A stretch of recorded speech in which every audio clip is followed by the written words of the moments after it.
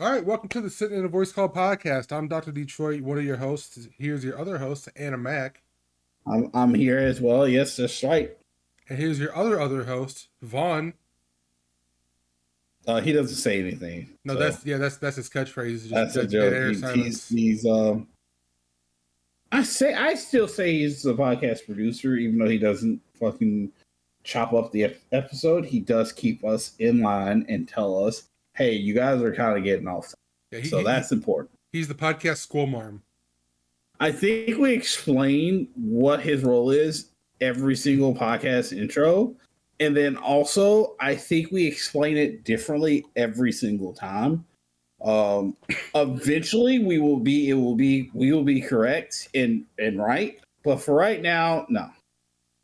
Well, you know what they say, every episode could be somebody's first, so we got to make sure it's understood. What if every episode's someone's first? Have we ever thought about that?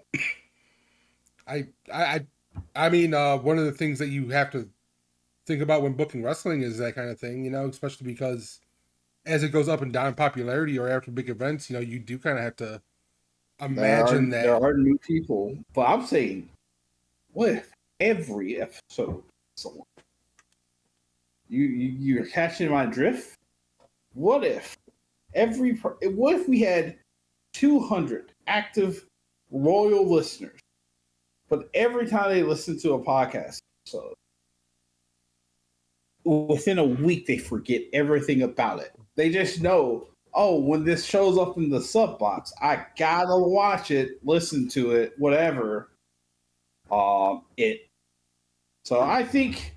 So you want to broadcast live on TikTok then? That would be fucking sick. What if we uploaded a podcast episode? I don't know what the upload limit is for TikTok. I'm going to say 30 seconds to be really funny. What if we just fucking dumped? How many 30-second intervals are in a 1 hour video? Well, that's really fucking stupid. That's 120. Yeah. I respectfully am a dipshit for having to say that out loud. But yeah, we just dropped 120 videos on a TikTok, and no like true editing. All we did was go, this is 30 seconds, cut here. This is 30 seconds, cut here, and just upload up. A, I think we'll get banned because they'll think we're a bot. B, why are we talking about TikTok? Oh, right, because I mentioned people forgetting every single episode. I think that would be a funny thing. What if we had the ability to make everyone forget? Would you use that power for good? Well, what can I make them forget?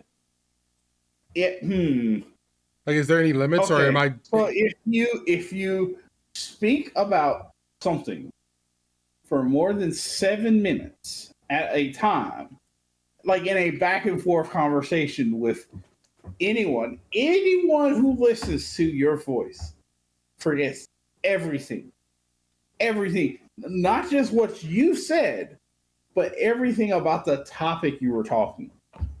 So if you spoke for 7 minutes on, let's say, Sonic 06, and everyone who listened to that video of you talking about Sonic 06 forgot everything about Sonic 06, would you use this ability for good?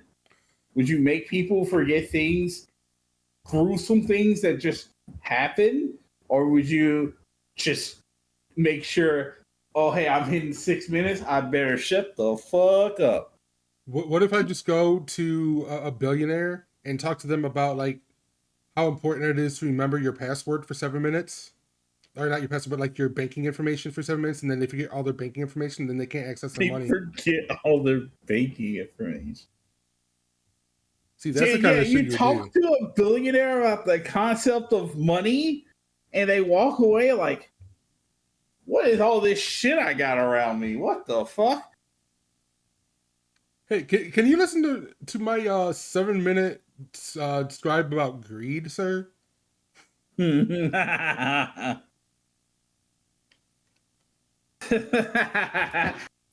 don't know. This is an interesting hypothetical because it's like, as a power, that would be pretty cool. I know what this is, actually.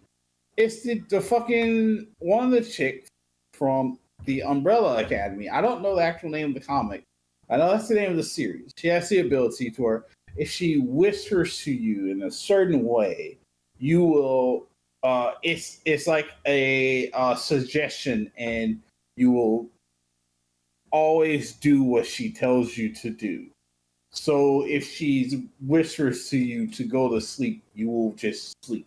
So she could whisper to someone. Well, I guess I say she could. She does. This is a thing that she does do. She whispers to someone like, "Hey, forget what your power is. You don't know. You've never known this about yourself. You don't have powers."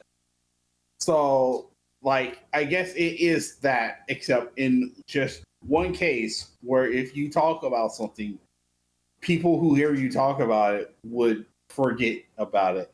It feels like a power ripe for terrorism, brother. Yeah, I was about to say because like, eh, how much of that back and forth has to be you talking? Because you said back and forth. If you ask somebody Yeah. about their family, then you could hit that by accident. Oh my god, dude! And then they just wake up the next day and they're like, I don't know what the word family means actually, and you just kind of ruined the life of a lot of people. Maybe, or you talk to someone about their job and they're so excited how much they love it. They're like a nuclear physicist, and now they don't know anything about it. They know nothing, and then they kill themselves. And that's why all the nuclear physicists have been shooting themselves in their garages. The government doesn't want you to know this. But Troy's been talking to them about nuclear fission. He doesn't know shit about nuclear fission. So the conversation goes nowhere until they forget about it, and then they kill themselves because they're distraught. The FBI should really just hire me, honest to Yeah, goodness, because I'm good at coming up with nonsense as for why the people trying to find clean energy are just dying, which is also a thing that people aren't talking about because there's been like 10 of them in the past 16 months. There we go. That's the word. and they're all people that just like live in the middle of nowhere. There are people. What the fuck does that mean? It's not like, oh, this is some guy who lived in the middle of the city and it was a random act of violence. It's like, no, this is some dude who lived like 80 miles out in the fucking desert. Yeah, he just Every shot fucking time. himself. He just killed himself. And yeah, that fucking sucks. It's really funny when they do it right after posting, hey, I'm not suicidal at all. So if I shoot myself, I didn't. Ooh. Ooh, yeah, true. Uh it there's always people who will see the who will make the I'm not suicidal post. And then oh man, they died of suicide 3 months after this post. That's crazy. And it's like there's a lot of like what's the word I'm looking for here?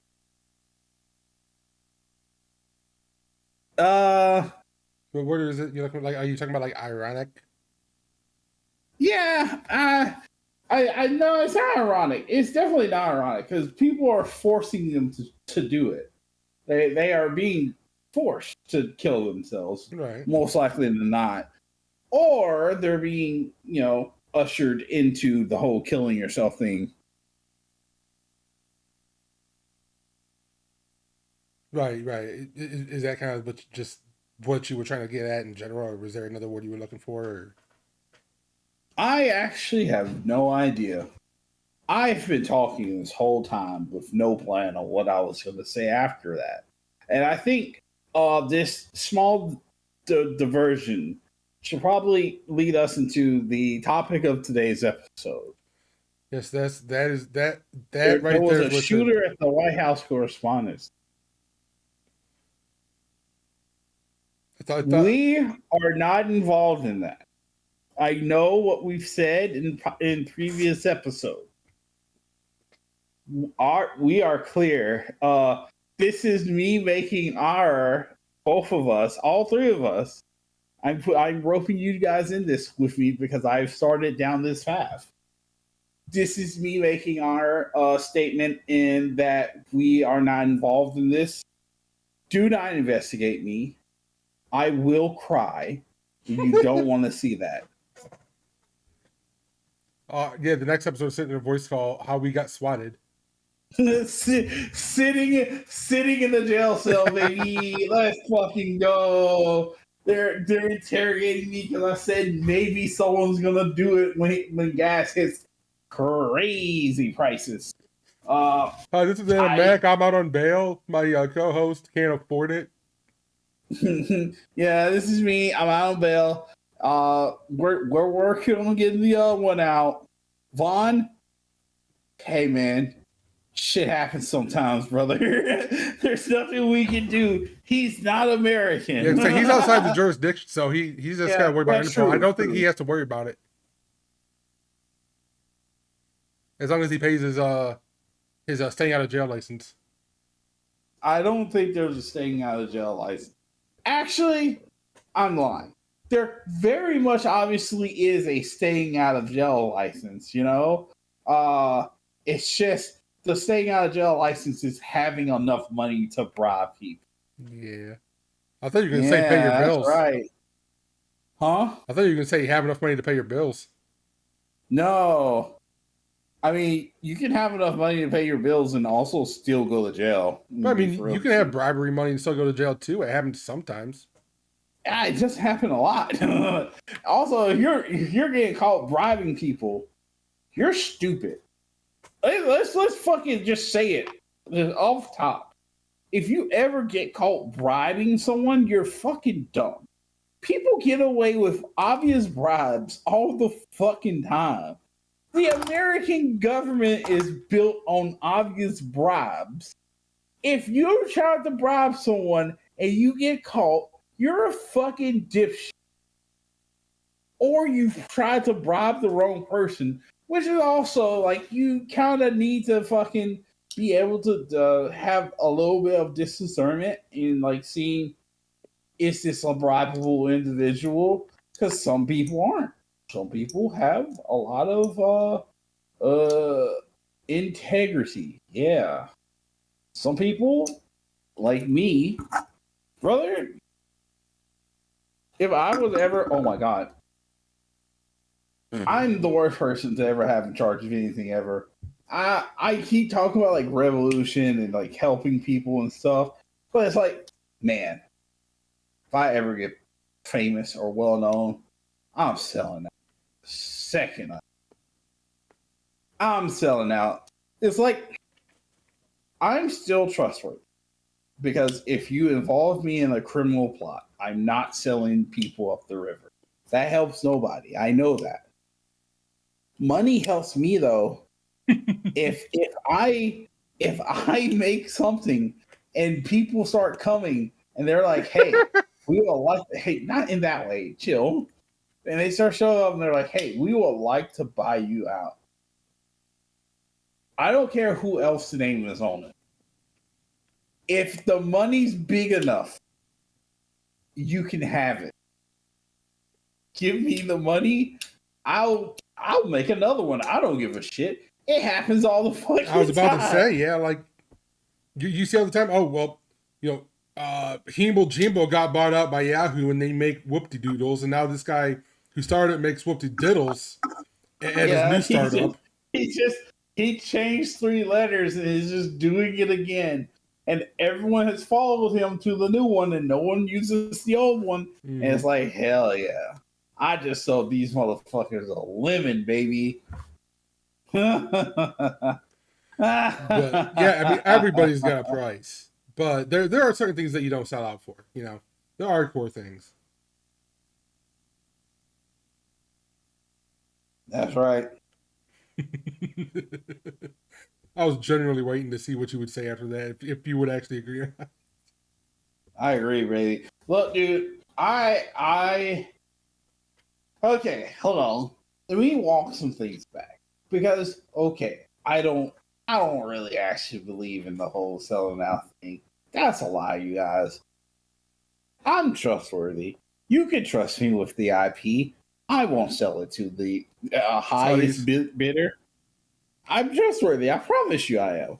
You can trust me. That's the reason why my name is my name trustworthy right now? My name's not trustworthy, but I'm still trustworthy. You can trust me. I will. I will snitch on someone if I don't like them. Well, yeah. I think. But I think that's natural. A lot of people would. If I'm in the situation where I see someone and I know I don't like them and they're doing stuff, I'm snitching immediately. I mean, there's a level of fuck you, but yeah, if you reach that level of fuck you, then fuck you. When I don't like people, I don't like them, brother. I'm annoyed with you. You gotta go, buddy. You gotta get out of here. But I say that, but it's not. I'm not actively like, oh yeah, I'm looking to snitch on my enemies because that's a little bitch shit. Right. But if the opportunity presents itself, if the opportunity arrives, I'm snitching for the fuck of it, and people are just gonna have to deal with that. I think that we should actually get on topic of what the podcast was supposed to be about, which is achievements in video games and how they have changed or shaped your view of video games. I'm not an achievement hunter myself. I will do them if I come across them. In any interesting ones that I see, is like, oh yeah, I'll fucking do that. That's whatever. Or like ones that seem pretty funny. But I've only ever 100% achievement one game, and that was last month. And it was a game that had fucking 32 achievements, and none of them were really that hard to get. And it was just a really fun game. Silly Polly Beasts is a game that it's the game that I 100% achievement did. Very good game. I really liked it. See, it's on your wish list. I might gift it to you one day. But yeah, it was a very good game. I'll take that as a threat. But to be fair, all right. The reason I understand the reasoning for you saying that as a threat, because I like games that suck in some way, but make up for how they suck in different ways. Oh no, I like that. I like that kind of thing. It's just more that getting guests is embarrassing. Don't be a homo, all right, man. I can't help it. Like, I really don't know what else to say to you, brother. This shit seems a little childish to me. You better accept this gift, bucko. Oh, that hurt my throat a little bit. I'm good though. I thought that was my line after that other line. Whoa there, hombre. What the hell? This ain't the gay hour podcast. This is about achievements. We gotta chill out. No one's gonna listen to our fucking achievement podcast if we're constantly making gay jokes at each other. Okay. What do you mean? What do you mean? It's the real Xbox. It's the real Xbox Live experience. It's yeah. Come here, boy. I like achievements. The original ones that the Xbox 360 had. Now, as someone who has looked it up so many times, I know why the fucking kick a can in the tutorial that tells you to kick a can. I know why these achievements exist. I know a lot of achievements are really just ways for the programmers, developers to tell how people are playing their games. This is why. I'm so sorry. This is why some achievements exist, and in saying that, it's the reason why some retro achievements do feel weird, because they follow the line of the way these old achievements work, but they don't. There's no like, I have an interest in seeing how many people are willing to do this. It's like the one game that I wanted to look up retro achievements for to actually do was Drakengard 1, because that's the game that I really like playing. And a Absolute lot of madman. them are like, hey man, like I said, I like games that suck. But a lot of those achievements are like achievements that I think like a like if Square Enix were to put out a Drakengard 1 remake, not remaster, remaster, yeah. If Square Enix put Drakengard 1, just drop that fucking shit on Steam, they wouldn't have achievements like this. Because they would have the whole like, hey, get these weapons to level 4. They wouldn't have, hey, kill all these enemies in this stage and then repeat for however many stages you can do that for. And I think that's where resto achievements fail. Like realistically, there'll probably be like 5 of those. Like, hey, kill all the enemies on this stage, or kill all. Yeah, it'd be And either like the biggest set piece levels or the biggest challenges. That kind of yeah, nature. yeah. But like retro achievements just kind of would have 4 achievement type deals for each stage, and just repeat those for every single stage that they're applicable for. And that's where retro achievements feel off to me in those situations. Right. Like Uh, now, yeah. the one that my mind goes to is it's each of the Tony Hawk sets because it's always, hey, get your first level complete with Tony Hawk, get your first level complete with Bob Burnquist, get your first level complete with Chad Muska, and then it's second level of each, third level is everything is done through with such a fine toothed comb that Mm-hmm. none of it feels like an actual achievement. It just feels like, okay, well, I've checked this thing off the list, check this off the list, check this thing Yep. off the list, and that's fine for an achievement if it's like the last couple things you need to do, or if it's like a small subset in addition to what I think a prime set of achievements should be is if you 100% the game, you should have all but maybe a handful of achievements, or maybe like some multiplayer achievements or something like that. Mm-hmm. I don't even really like multiplayer achievements, but I also don't like a lot of like public multiplayer. You know what I mean? So Yeah. Yeah. that's more of a taste thing. I don't mind them existing as achievements. Um, but if you play through the main story of a game, especially a single player game or an RPG, and you 100% the game, you should have all the achievements, if not maybe a couple like you said, hey, kill all everybody in this level for Drakengard, or talk to 15 of the mushroom people in stage 5-3 of blowed out your ass game or whatever the fuck. Mm-hmm. Um, It's tough doing it. There is like as I'm saying it. There are a lot of retro achievements that just fucking nail it. yeah, I would say, like I'm complaining about it, but like 50% of the achievements on for Dragon Guard on retro achievements were like, oh no, these are good achievements. It's just the other ones are just kind of grindy. And it's like I don't think you need to have a separate achievement for getting every individual weapon to level 4. It's like the smart move would be get 5 weapons to level 4, get 10 weapons to level 4, and so on and so forth until you hit I think there's 48 in the game.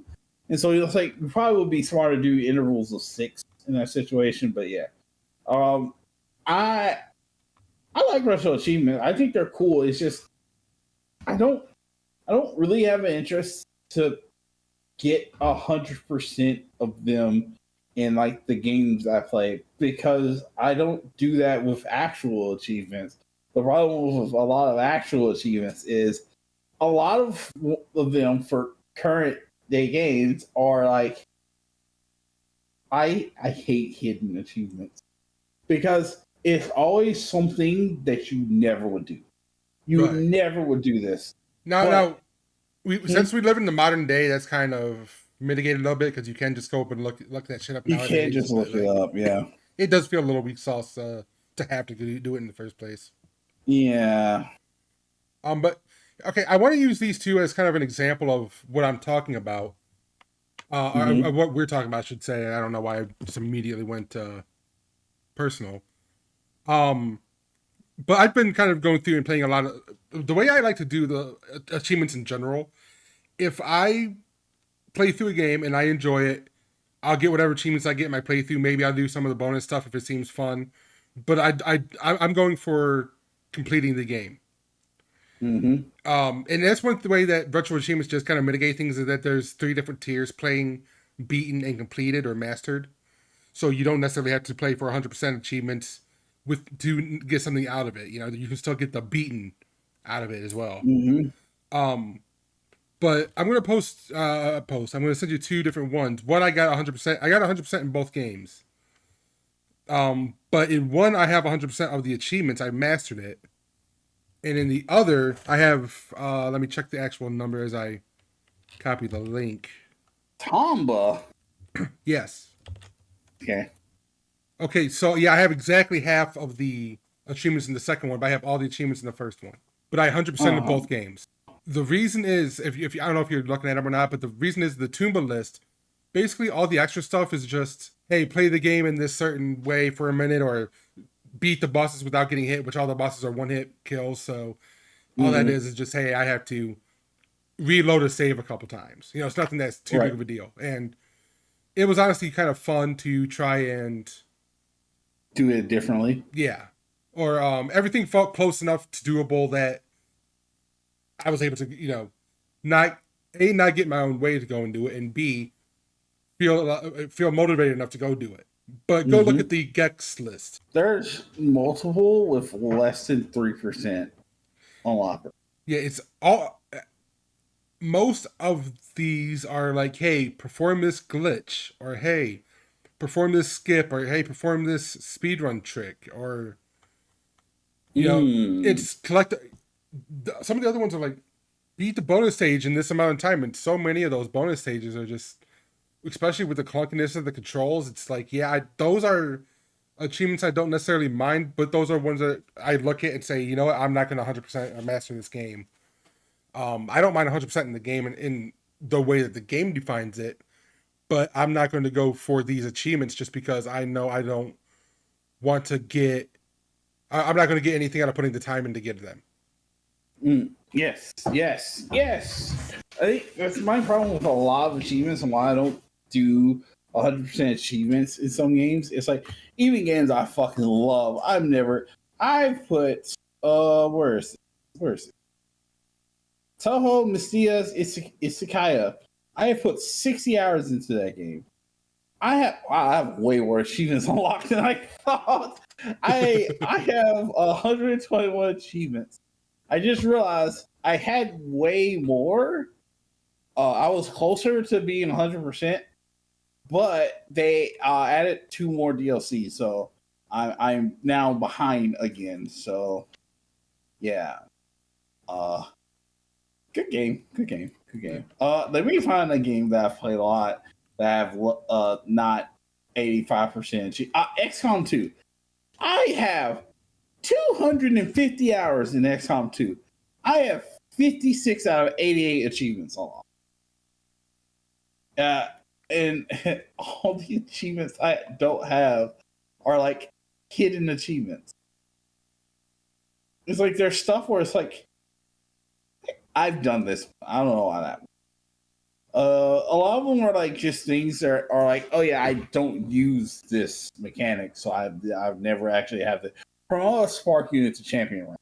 I don't use spark unit, so I don't have that. Hit 3 shots on the single turn of a spark unit, and it's like I don't use them, so I don't have these achievements.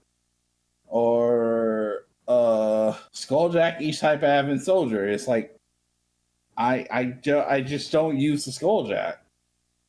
There are a lot of them are just like, just don't use this. I just don't use this. Right, it makes you play the game in a. It's going It's for good them. in a sense. It's good to have those kinds of achievements in the game because it tries to make people play them in a different way. Mm-hmm. But then what it does is it makes the player play the game in a way they don't want to play it, which then either that player continues for the achievement, or they just say, well, you know what, fuck this, and maybe they don't go to all other parts of the game that they might have went to because that pull isn't there anymore from knowing that they're not going to 100% it. Right. Yeah.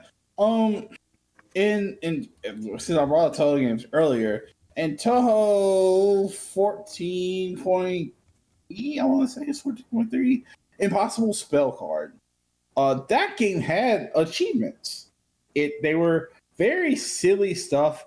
A lot of them was, hey, clear of this many scenes, you get achievement for that, or die this many times. There's a lot of like, hey, you've died a lot, huh, buddy? Achievements. Hold on, I can probably open the game up and see the achievements real quick, but I'm gonna vamp while I'm doing that. I always thought that those were really cool, and it sucks that he never did it again. And the yeah, it sucks that he never did it again because I always thought it was cool. It was a cool way to. There's not much replayability to Impossible Spell Card. I have. Did I boot this up in Japanese? I think I did. Good job. Okay, read off your Hey, score in shush. Japanese. Read off your score in Japanese as well. Okay, I did. I hold on. I have the English one. Chill. Uh-oh. Do I have the English one? Uh I oh god, I don't have the English one. But you know what I mean. I don't have why did I not have the English one? What the fuck is that all about? I will that will be a mistake that will be fixed later.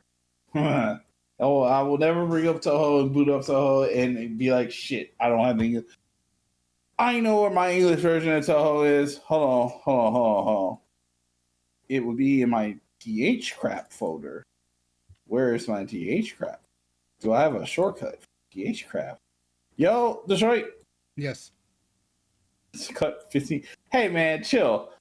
All right, enough of it. We're gonna go back to other achievements. There's just achievements are cool, especially in like forcing people to play things in a certain manner, to get certain things. But the problem with a lot of achievements are just the sheer numbers of it, and they just feel grindy and not fun to do anymore. What do you mean the numbers? Like Like the number of if there achievements was an per game, achievement or the for, points of them, or well, yeah, if there was an achievement for like, hey, kill 1,000,000 enemies, and you get to the game and you've killed 30% of that number, and it's like, ugh. Maybe by the time I grind out everything else, I would have that.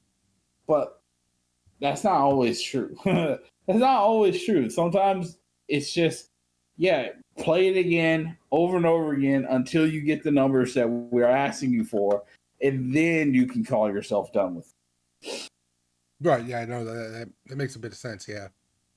it. Um. Yeah. No, go ahead and Oh, finish what you were saying. no. I brought up the Dragon Guard once to bring it up So actually, because, oh, go yeah. ahead. Yeah, go ahead. Sorry, you said Oh no, because. I was just saying there's two achievement types that it's just used over and over again. Minimal murder and mass murder, which is, hey, yeah, clear this chapter in this verse, killing as little people as you possibly can to get past the stage. And here's one where you kill everyone.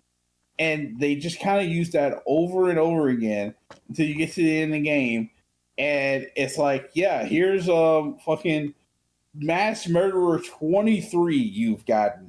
And it's like, I don't think, wow, there's actually more than 23 of them. 20, 28. God damn. They use the same thing I was just talking about. They use that 28 times each throughout the retro achievements. And it's like, at a certain point, I think 12 each, 24 total, that's fine. But doing it over and over and over again, it's like I just don't want to do that, man. Now let me ask you this, because you said that you were kind of interested until you saw some of these achievements. Does it? How much does it put you off knowing that you won't get all the achievements instead of knowing that you'll have like most of these achievements if you were to just play the game again? If I'm doing retro achievements, there's no point in doing like half the achievements. It's like if I'm doing this, I might as well go for all of them. Why would I half step? Well, because see, and here's something else that I did kind of want to bring up, but I think now's the perfect time. This Mm-hmm. does, and this is the biggest difference between Sony's trophies and any other achievement system I've seen. This uses a point system. So like, um, we in our friend circle, we there's a daily leaderboard for anyone who plays on a certain day. However many points you get, that's who wins the day. It's not a serious thing or anything, but it's kind of a fun little thing to look at the end of the day. There's a weekly thing, and you can kind of go for score that way. Like, and this is a game I enjoy anyways, but I just played through Sonic Spinball for kind of no reason other than to get a bunch of, for me, easy points, just to get a day for fun, or just to kind of have a bit of a buff in the score department for the week or something, just for shits and giggles. When you do it without that kind of environment around it, yeah, there's not a whole lot of point to it. But if you're able to do it because, with a friend group, then even that kind of becomes, well, a reason to play a game again that you liked, b a reason to pick a game to try out that you have in your backlog or maybe you've never seen before but you think it looks interesting, Mm-hmm. um, or something such like that. At the very least, it has gotten me to play a couple more games than I have been doing, which has helped in a couple different ways. But I think I would say there's a bit more value than that, at least in this circumstance, in even just partially completing a set if you play through the game at least. You know what I mean? Yeah, I will say Retro Achievements. If there was a game that I wanted to play, Retro Achievements would give me more of a reason to play it. Um, I had the thought enter my head of what do Retro Achievements for the Madden game like, and they don't exist. See, it's They funny don't. They don't. They don't exist. I thought they would, huh? because I Weird. was just earlier before we started, when we had this idea before we started though, I was looking up, like, man, there would be some sick achievements. 2K5. Yes. Yes. Somebody was working on Yes. them. Just 2 days ago, they said, I don't have the time. And they dropped it. Oh, that's yeah. It'll happen. It'll happen to anyone. Apparently, they have all the memory mapped out. They just don't have the motivation to put together an actual set and do all the legwork. So, given that was just 2 days ago, I imagine someone might come in and swoosh in and be the hero there. But yeah, at that point, you can kind of only hope. Man, Street Two, NFL Street Two doesn't have retro achievements. Is there any any sports games with them, or is Uh, it maybe like the NBA Jams? Okay, NBA Jam has nothing more modern than like the fucking SNES. That can't be true, right? well, I know a bunch of the WWE games have them. I was playing through. I've been playing through Here Comes the Pain again. I haven't touched a story mode in years, and I've been having a lot of fun going through that. Going from a creative character with no stats to, Mm, and that's something I was really kind of worried, like, oh, I'm gonna hate that. No, going from the very beginning of the season where you had no stats to actually winning the title at WrestleMania after you win a Royal Rumble, kind of, because you've built yourself up over that year, is actually really really cool. hmm Okay, so Blitz has also looked up NHL hits because I wanted to see hockey games because I was being racist. And yeah, NHL hits does, but if Blitz has it and it hits has it, it's like okay, I can't accuse racism. I think just no one's been interested because PlayStation 2 hasn't been on retro achievements for a while, right? Those were more It's recently added. been around a little bit, I think. Really? Here's what it says. That reminds me, I did see that NFL 2K, the original on the Dreamcast, has a set. 2K on the Dreamcast? Yeah, Oh, yeah. the very first You're 2K right. game. Mm-hmm. Um, Damn, Randy Moss is on this cover. Has a good cover. Holy hell. oh yeah. So the entire reason I got into sports was when I got my Dreamcast after I was able to convince my grandparents that I wouldn't, put me in the hospital. Um, What? I don't know if I've told the story on the podcast, but back when I was a real young kid, and we had a Genesis, it would make me shake a bit. And my grandmother was like, "If you play Sega, you shake, so it might be like giving you seizures or some shit, so you can't play Sega no more." And that's the reason I never had a Saturn. But when the Dreamcast was coming out, and you saw that fucking Sonic Adventure demo with him and the fucking Oh yeah, whale, I'm like, no, there's, dude. I have to, break through Yeah, that. I wanted And one, but my dad wanted it more than me. And I remember the Christmas morning, I woke up and I was like, "What am I hearing? What is this music?" And my dad apparently had the Dreamcast set up in the living room and was just blasting the title screen for Sonic Adventure 1. that fucking And I rules. was like, whoa. Did I That rules ever so much, beat man. Sonic Adventure 1 with a Dreamcast? I think I did. Sure, I did. But when I did eventually get my Dreamcast, Christmas of 2000, because it was a cheaper bundle, they got me the Sega Sports one. That had NFL Mm 2K. I think I had 2K and NBA 2K. hmm. Mm hmm. It might have been 2K1. Um, but as I was, yeah, I didn't do too much with them. I might have poked it up when I was bored or something. But that was right around when they had that Super Bowl with the Titans where they lost by 1 yard. And I was just passing by the TV when that happened. And I noticed that. I'm like, damn, that's kind of some sick shit. And then I actually started playing the game a little bit more, and that game was actually so fucking good that it got me into the sport. So yeah, Yo, those Dreamcast I 2K think this games. is a story I've never actually told anyone. I didn't watch football until after my mom just randomly bought me uh fucking Madden '06, the one with McNabb on the cover. I didn't watch football before. So my first real exposure to the sport was see, here's the crazy part. I was in like ninth grade when she got me that. I had been playing football since seventh grade. So like all of a sudden I was like, oh, watching the sport's pretty cool too. Huh. Man, I wish I never did that. Fuck. See, I wish I never got into this shit ass sport. I Ah, my god. I have the worst luck with that kind of thing because I was, I as some, my name says Dr. Troy, kind of group from Michigan, shit like that. Mm-hmm. Um, I was never all that much into sports in general until that kind of happened, and it kind of went from there. Which means I missed most of the glory days of the Red Wings, even though I was alive for them. Which means that I wasn't all that into hockey until like 2003 or something. My grandfather was able to get tickets to the VFW for a game, and we all went. I'm like, okay, this is actually sick as shit to watch in person. So I started watching on TV and shit, and that's what unlocked hockey for me. A little too fucking late for the true glory days. So that kind of sucks. But I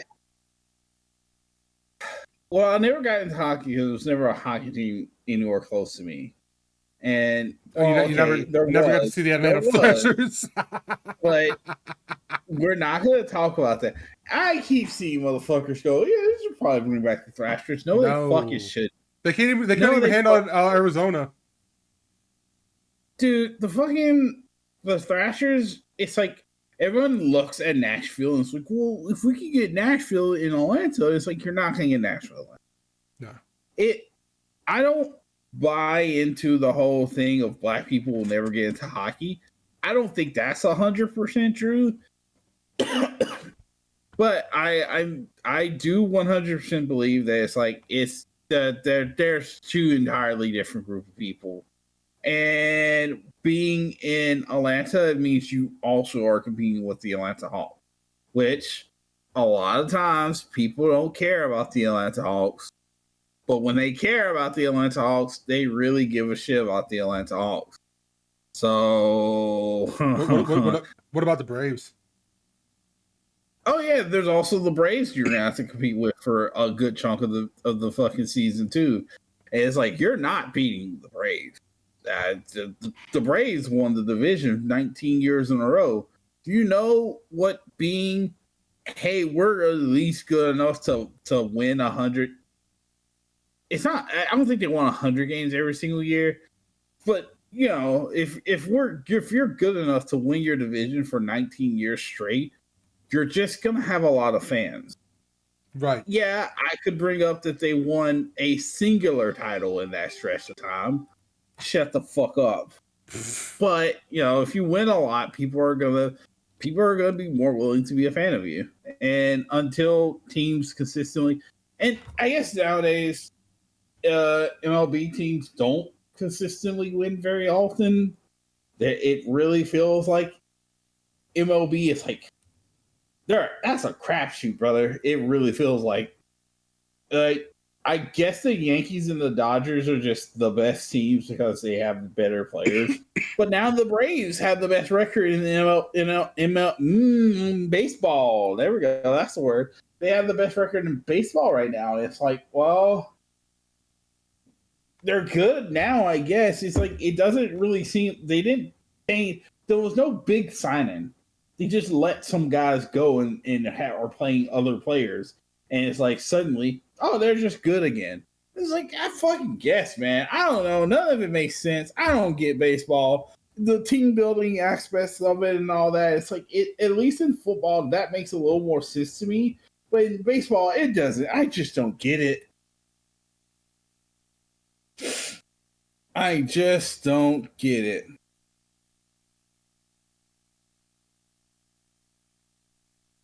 Uh, Detroit? Yes.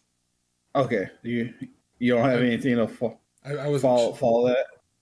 I was trying to figure out exactly which way to go, because what I was going to say is that funny enough, I'm going to go to so the local football team, divegrass team, soccer team, whatever you want to call them. Oh, is that legit now? You guys are in the MLS, or are you guys at USFL? In the pyramid. In the pyramid, it's the USFL one. It's the bottom tier. But okay, cool. to celebrate going professional, they're building a new stadium, and it's not going to be fully completed, but the opening is, I believe, a week from today. So I got tickets because it was pretty cheap. Oh yeah, hey, I will say this. I don't mean to cut you out. Yeah, soccer. If you're just in town for it, that's a cool. Like I'm spending like $30 to go see this. Also, how much were they? Actually? 33. Nice. I'm so fucking good with ticket prices, baby. And that's for upper stand, but I mean, it's not that big of a stadium.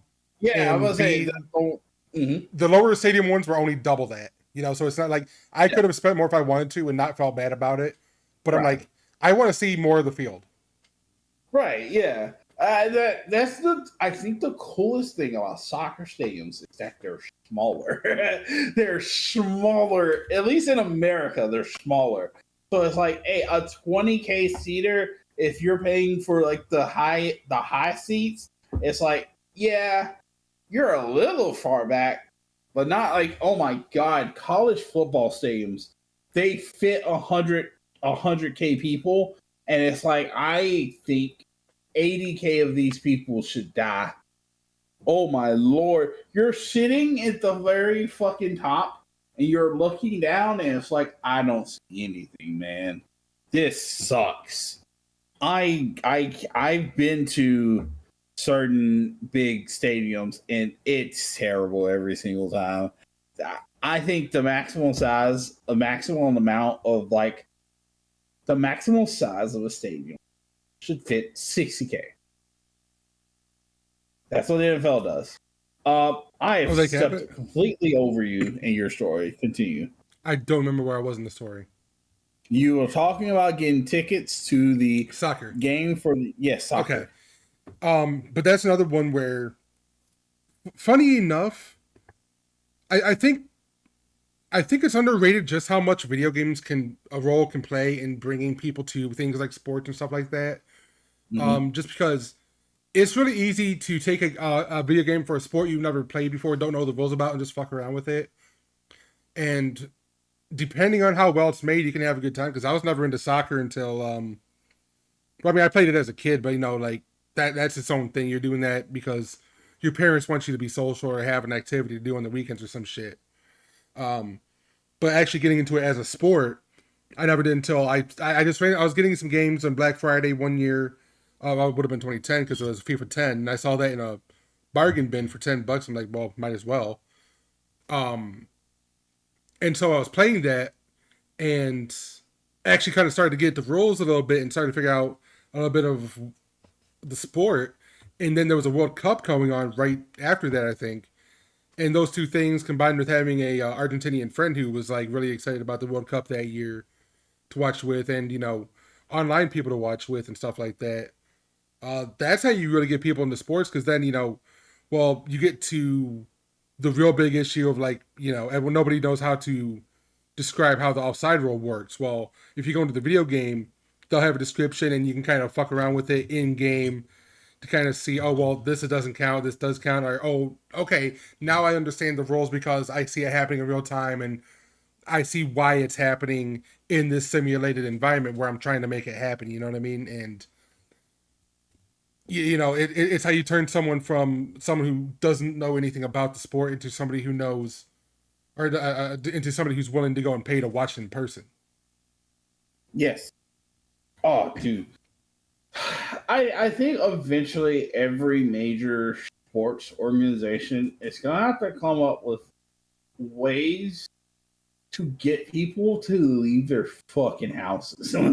Yeah. Because before it was always like, you ain't doing anything. Go spend $60 and go to the basketball game. Now it's, well, I mean, I can spend $60 to go to the basketball game. All right, paying my streaming service $120 to get the basketball. Right, like I'm just gonna stay home. I can drink as much beer and yell as loud as I want to at home. Not really. I live in an apartment, right. But you know what I mean. So here's the thing. There's a really, because I've been to a game there before. It's a really decent little minor league ball stadium here. It's 15 minutes away. Mm-hmm. I could, like you said, I could go on there and get every minor league baseball game for a handful of dollars a month and watch it that way. Or I could go there, but if I go there, then, I have to pay for gas there, gas back, I have to fight traffic, I have to do this, I have to do that. And it's such an easy to do thing that it's almost like if I just want to watch the game, there's other ways to do it. If I want to watch our hockey team, there's other ways to do it. There's still part of me that wants to go to a game every once in a while, but then it's like, you're not pulling someone out as a season ticket holder. You're pulling someone out as well, this is maybe something I'll do once a year, once every couple of years. And you're going to have more of an audience than that every sports team is that has any real foothold. But one of the things that doesn't help is that our bus system doesn't run past like 8:00. So when the game is on and you go in and, well, I can just take the bus there, how are you going to get back? You can take an Uber, but that's going to be so much more than, $1 something on the bus. And it's like, well, Yeah. It's not really an impediment, but it's one of those things where there's enough ways to get what you want out of the experience, without the obstacles. That the more obstacles that you have, the more likely it is you're just going to go the easier route. It's almost like the Steam piracy problem in a slightly different context. You know what I mean? Yes. I don't know. I still like going to games and stuff. There's a minor league baseball team in town. Okay, I say I like going to games. I hate traveling to games. Right. Traveling to games suck ass. Every time I go to a Hawks game is when I'm in Atlanta. MARTA travels pretty much all over the city. I might have to walk a half a mile to get to the next MARTA station. And then when I'm done, okay, I might have to get a $50 Uber. But for the most part, every time I go to a Hawks game in Atlanta, because Atlanta has, I don't want to say decent, that's a fucking lie. They have public transportation. I think is really the way to put it. It exists. It's there, and they take people places. So it's a little less annoying. But here, I would have to drive there, park at the stadium, pay for parking. No, we don't pay for parking at the minor league stadium. Thank the Lord. But pay for parking, get in, get my shit, game done. All right, well, now I have to go in traffic. Fuck. That's the whole thing is the traffic is There's like too many people driving nowadays. there really is. I'll tell you one thing, because I've had to go to be in a big city nearby for work, right? And Mm-hmm. they have a minor league team there, baseball. And that, from what I've seen of their stadium, it looks beautiful. I would have loved to get a game there. But being down there for work, I was a little too busy. I could drive down and have it be an hour and a half drive, which isn't that terrible. But actually driving around in that city is so putrid that the 5 to 10 minutes it would take of that is enough to be like, nah, I'm good. Yeah. And there's just so much of even but back in the day, having gone to like Tigers games, parking for any of the games I went to in Detroit or any of the events I went to at the Joe Louis Arena or Cobo Hall or any of the big places in Detroit. For anything you'll say about it, it's an easy to navigate city. It has a lot of one way streets, but as long as you pay attention to that, it's a relatively easy to navigate city. I've never had a problem getting to where I've been going there. Um, but other places I've been, it really depends too. Because like if you go to somewhere like Chicago, it's not that it's hard to navigate necessarily. Mm-hmm. There's bits and pieces of it that kind of suck, but I don't hold that against it too much. It's the people that are on the road. Whereas if you go to a place like Indianapolis, it's just not laid out properly, and it's a pain to get anywhere in almost any fashion except maybe on foot. But then Oh, they have those skywalks and stuff. I mean, even Indianapolis is a city created to host conventions. It's the way I feel every time I go through there because it's just not a city for people that like. It does not feel like a place that people live. Do you get that feeling from the city to me? um, it's more of a place that people only live because people lived there as it was becoming a city. Like if it was on its way up now, people wouldn't live in it. It would just be like a destination. But because it's a place that people lived, you know, before we reach this level of capitalism or however you would want to say it, Mm-hmm. people are still allowed to live there. Mm-hmm. I It's like it's not quite well. I live in Las Vegas. You live in Las Vegas. It's not quite that level, but it's like it doesn't feel as lived in of a place. I think if that's kind of close to what you're trying to say. yes. No, I don't yeah. I think what you're saying is true that the people who live in Indianapolis lived in Indianapolis before Indianapolis was like, all right, well, let's just convert everything to hosting events. Let's just put all of our processes into hosting events. Let's be the event city. And because it's Indianapolis, a city, what is Indianapolis known for? The Colts, Like, what was they known for back in like 2000? the Colts. Yeah, pretty much, huh? They're known for like, Is that where the yeah, Pacers there's a play?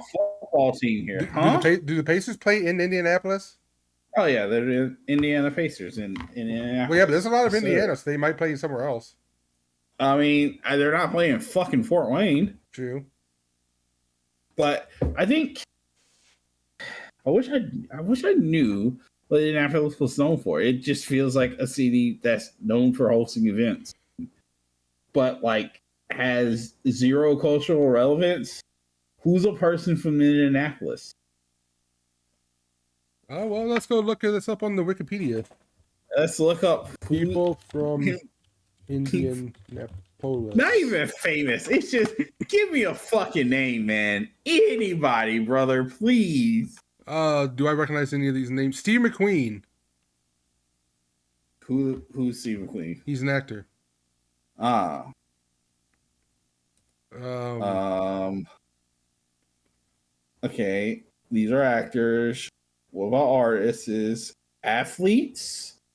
Can we get there's there's not a lot. there's a lot of like, hey, they played. Yeah, there's a lot of Hey, they're names. in the basketball. They did the basketball a couple times. There's a But it's like,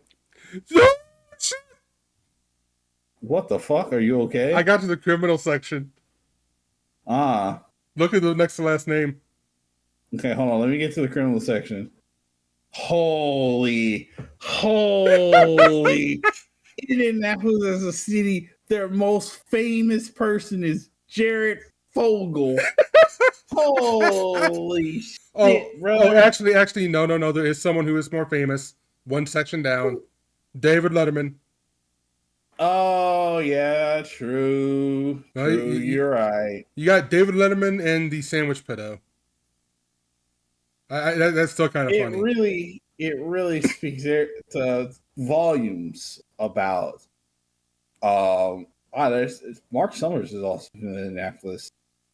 Really speaks volumes. Okay, all right, musicians. Maybe there's something here. The second one down. The guy who wrote the earliest version of Sweet Home Chicago is from Indianapolis. That motherfucker doesn't even want to claim Indianapolis. Like, I love me some Chicago. Aren't you from Indianapolis? Fuck them. Have you seen what happens with the sandwiches there in the future, dude? He had a fucking vision. Was like, I don't claim it. Oh, Babyface is from Indianapolis. Babyface. I didn't know that. Oh, I thought you meant like as a category. I'm like, they're going for like wrestlers that granular.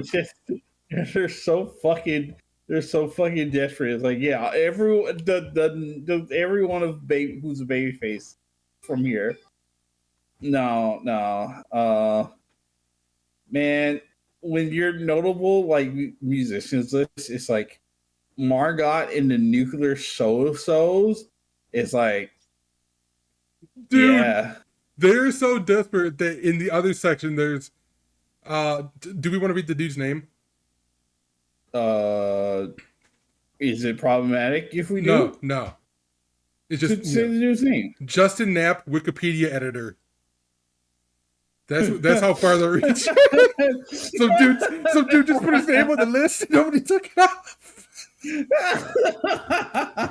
Wait, Jeff Teague. Jeff Teague is from Indianapolis. Who's that? He's really funny. That's the most notable thing he has, is that he's really funny and was on the Hawks for a long time. I gotcha. Terry McLaurin's from Indianapolis. Okay, didn't know that. The first surviving set of sextuplets. That's cool. Yeah. Yeah, no, that's... Yeah. Oh, there's an astronaut.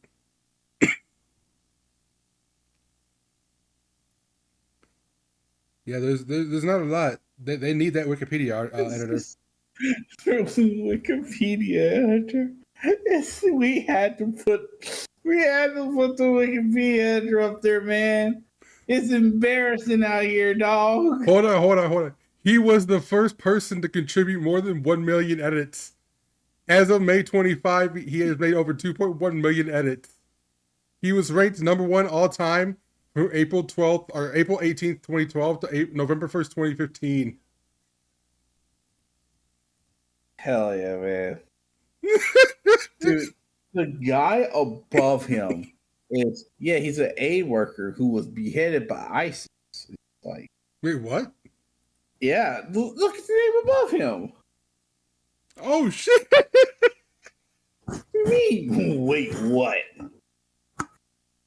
Oh my fucking god, dude! There's a guy who's like, oh yeah, he's the first American to be treated for the Ebola virus. Oh, he was Time Person of the Year. What did he do? Not die. I guess so.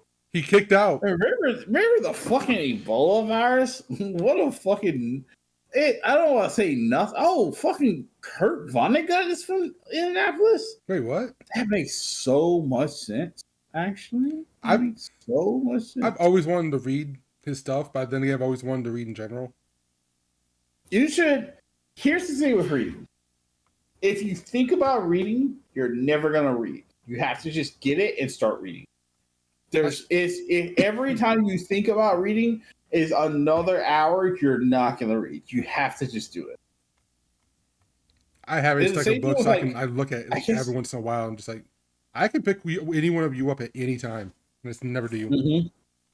And I guess it's the problem.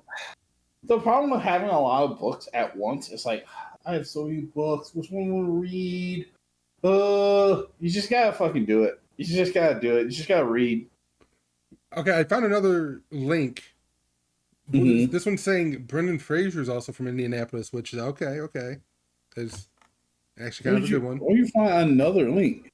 Why would he not be in the fucking Wikipedia article? I don't know. Did we just skip? Oh, we just skipped over him, man. Yeah, I was gonna say Vivica A. Fox is from Vivica A. Fox is from Indianapolis. When shit's on a list crazy. like that, it's really easy to miss, you know. Mike Epps is from Indianapolis. Huh. You know what? Maybe I was talking too much shit.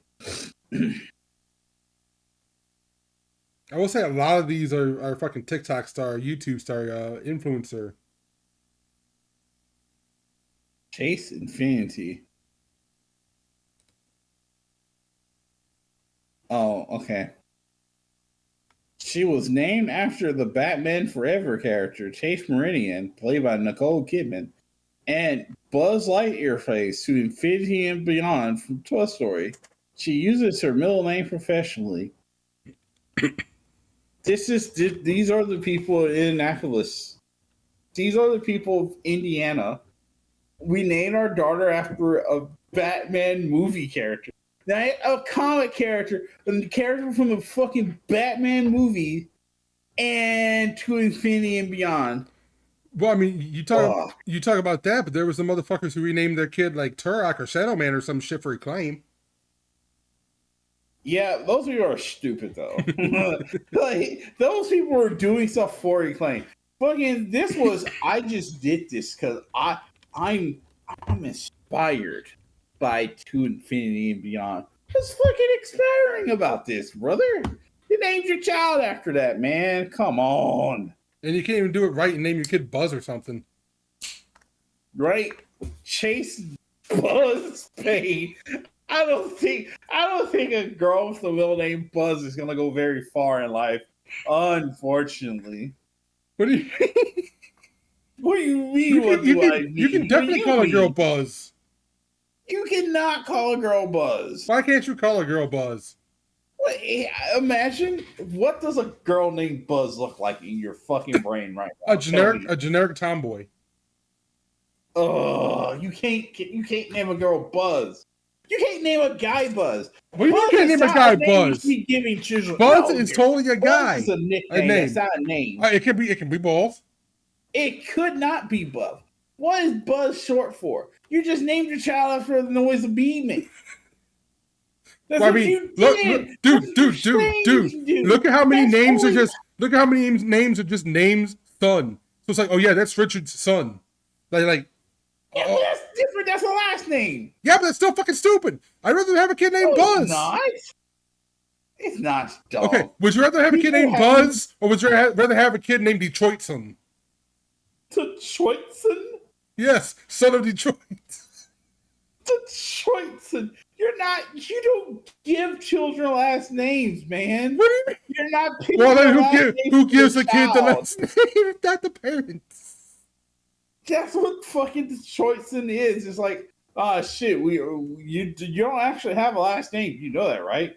Oh, my dad's name's Richard. Well, you're Richard's son then, and that's just your last name now. I mean, you could legally give a kid a different last name, couldn't you? Like if you did want to just like start your own like person's son. Brother, this sounds dumb. Okay, all right. Let me look this up. While we have this, can you give a child a different? Wait, I'm sorry. I typed, "Can you give a And the first result is, can you give a dog Benadryl? Can you give a dog? Can you give a dog Zytec? Wait. Why is that fun? We used to. I have to see what the result is. Wait, It's no. safer. What the fuck? we used to give our dog Benadryl all the time when they had seizures. Your dogs had seizures? Yeah, it would just have seizures sometimes. It'd be like, hey, go get the Benadryl and then like pet it so it would calm down. So you can't give a dog Zyrtec, by the way. Cannot. You can do that. Oh, okay. You can give it a dog Zyrtec for allergy. Really? Which I didn't know. Dog. Ooh. But actually, dog Pepto-Bismol. You also want to give a dog Benadryl for fireworks. To calm them down. Yes. You can give a dog Pepto-Bismol. All right, hold on. This is far more interesting than what we were talking about. Imodium. Ooh, can you give a dog melatonin? That feels like dogs can take melatonin. What can't you give a dog? What chocolate medicine? Well, okay, medicine. Chocolate isn't a medicine. What melatonin is safe for dog? That's not what I'm looking for. How do you spell the word med? What medications can't you give a dog? Because now, what medications you can't eat grapefruit with? Ooh, this is something that was talked about recently in AG. I don't remember what the medication was. You give not for pain. What medication? No. I won't paint, you dickhead. He wants pain, man. All right. 10 human medications that are toxic to pets. Anti-inflammatory drugs are toxic to pets. Tylenol is toxic to cats and dogs. Antidepressants are toxic to cats. No, we gotta leave them motherfuckers depressed. I was just thinking of people going like, man, my dog looks real sad. Oh, I have some antidepressants. Let me give him my dog. No!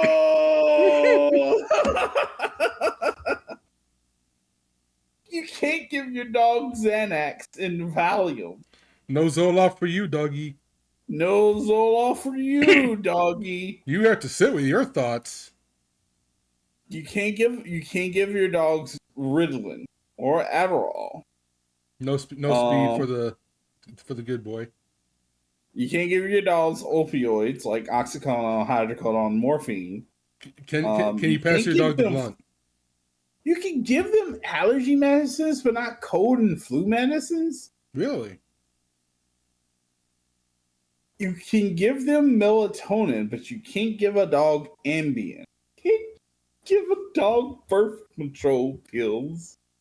Don't let them take your birth control pills. And also antihistamines. Benadryl is safe. Other antihistamines are like, be careful. Wonder why that is.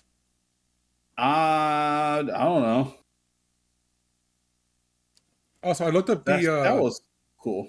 I looked at the answer to the other question. You can legally give your kid the name any name you want. So if you wanted to name your kid, whatever son, then you could, and nobody could stop you. I fucking guess, man. Me myself personally, I think I would want my child to have the same last names. Well, unless I don't like my last name. What if you name your kid something, then you just change your last name to match your kids? As a person who has attempted to change their last name before, that's just like $500. I'm not doing that, man. Fuck that, brother. Oh, jeez. That's the same thing. Of like how when I first got my first car, I was like, man, I'm gonna get a vanity plate. And then it's like, yeah, that's just like an extra $150 a year just for no fucking reason. It's like, eat my fucking ass. And then I was in the McDonald's fucking drive-thru yesterday, and I'd be sitting behind someone with a license plate of not me, KNOT M3, and fucking that's something to spend $150 fucking dollars on. Yeah, I see so many people with vanity plates, and it's like, I know how much that costs. Fucking putting DJ's wife it on your car is not worth $150. No, I wish I had that opulence. I wish I fucking was like, yeah, I'm not spending $150 for a vanity plate, brother. It's just not want to do it. The way I feel. Um, hmm. But now I'm thinking about it. Is there anything else in your life that you were fucking amped for, and then you found out how much it costs, and you're like, oh, No, only just travel. travel, dude, airplane tickets were such a black pill. So It's such a here's fuck. the funniest fucking shit in the world. Oh, let's hear this. So I was like, okay, well, I won some money. Um, so you know how betting sites they have the things where it's like if you come in, we'll give you all this many free bets as an intro thing just to kind of get you reeled in. Doing a couple of those, I got like $300. So I'm like, I'm gonna buy these tickets for this trip I want to take for airline tickets, right? And I also was like, okay, well, there's this insurance thing, so I'll just throw that on in case I don't go. It's extra $25, so I'll get the insurance, so $325, right? And it's money that I Mm-hmm. technically shouldn't have had in the first place, but um, so stuff goes along and my car breaks down, so it's like, okay, well, I need this money refunded so I can use this towards my car. So I call them up and say, hey, when I go online to cancel it, it just says it's going to go back to credit. I don't want to do that. I want to get refunded properly. Is this the way to do it? They said, yes. Mm-hmm. You will either go to, it'll go to credit. You'll submit a refund request through the insurance, and if it's approved, it'll go back to you. If not, it'll be credited back to your account, right? Mm-hmm. So I go through, I cancel it. I try to get the refund. They deny it because whatever bullshit. I go to check it later on. I don't even have the credit because of the type of seat it was. So, and on some level, you could try to say, well, okay, this is all stuff that you should have seen when you were booking the thing because I was booking through Expedia. I don't even know if that was all properly explained, but even if it was, I had people officially on the phone telling me that, hey, um, you will have this one way or the other, and now I have it in no way. So that's the price of travel going up from there is even worse in that case. Mm-hmm. Because that's another like $150 that if I had never canceled under the impression that I was going to have that money, then I would still have the ticket and I'd still be able to do something with it instead of just having nothing now. Yes. And it's the I weirdest think thing, man.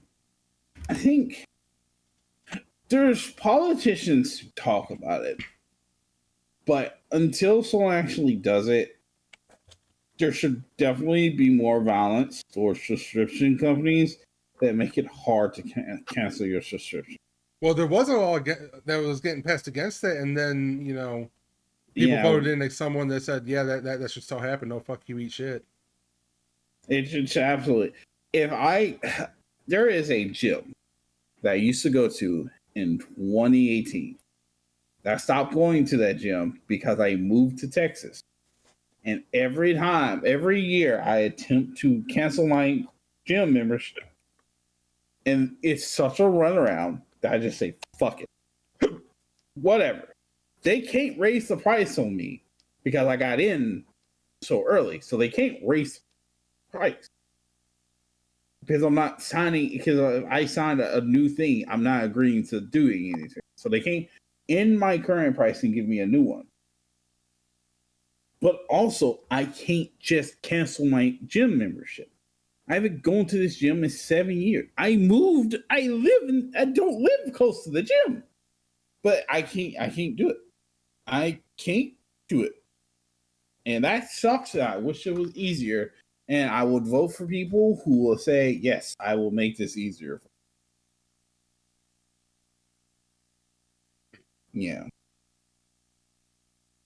But I mean, So, if we want to talk about that too, I was going to look at going to see what's that new Ryan Gosling movie, Hail Mary. Project Hail Mary, Yeah, yes. and I was gonna like just get my ticket online just because be a kind of a jackass, Hmm. and the ticket itself is like 15, $16, which is like okay, well that's not the worst thing in the world. The food is like almost double the price of the ticket when you put it all together, and it's like Jesus fucking Christ, man. Yep. I know that's where they make their money, but see, that's the catch-22 because it's like that's where they make their money, but That's where they make the money. that's where they lose their customers because the price is so high because they don't do enough business because it's the same thing that we were talking about with sports. There's no way to really get people out to the event anymore. Hmm.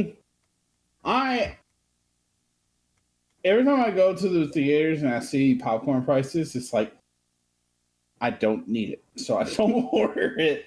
But my local movie theater sells liquor, and sometimes I sit down and I watch the movie, and it's like I don't like this movie. I will go pay $12 to have a shot of alcohol, and I go pay $12, have a shot, and go back and watch the movie. That's completely fair. I sometimes you pick a stinker, and I only really go to the movie theaters after work. If I get off work at like 2 o'clock or something, and it's like, well, I guess I'll see what's airing right now. And sometimes, like the first Megan movie I watched in theaters, simply because it was airing at 2 o'clock. And you know what? That movie was pretty good in theaters. The first Mario movie I saw in theaters for the same reason, and that one I went and at like half the movie I had to get a shot of something. I didn't hate the movie. It was just nah. This was something for children, and I'm sitting my ass here at my big age, and I'm like, this just ain't for me. Oh, So yeah. that's my fear every time. Sometimes you see a movie and it seems cool, and then you go and you watch it, and it's like, I'm 34. I will say the one story I have kind of like that though is back in college. I forget if it was that I either was passing the class so much I didn't need to go to the final exam, or I was failing the class so much I didn't need to go to the final exam. But anyways, I skipped it to go see the movie Cop Out with fucking Bruce Willis and whoever the fuck was in that movie with Bruce Willis because it was a fucking Kevin Smith movie. And I tell you what, it would have been better to just go and take the fucking test because that movie was shit. Yeah, Like I said, yeah. sometimes you just pick a stinker. Sometimes you just pick a sneaker. It is what it is, so Yeah. right? Because that's movies, baby.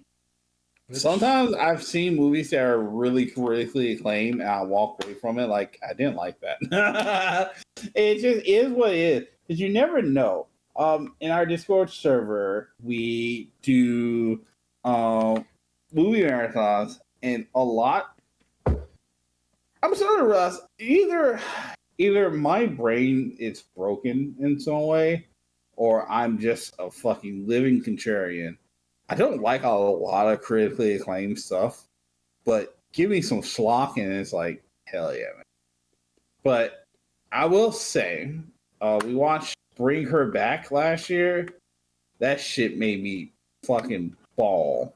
I was crying my eyes out. That movie was fucking sad. I loved it. It sucked so much ass watching this movie and seeing this ending, and it's like it's kind of happy. No, no, truly, everyone's life it was made worse by this situation. This movie sucks ass. I hated this movie. 10 out of 10, perfect movie. I loved it.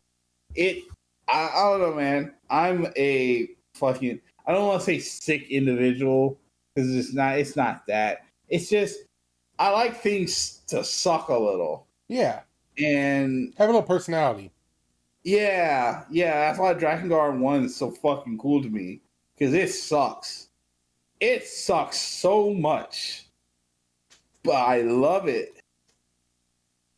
Right? Oh, dude, I love that game. It sucks ass though. Yeah. Everyone's got that little game to them too, you know. Mm-hmm.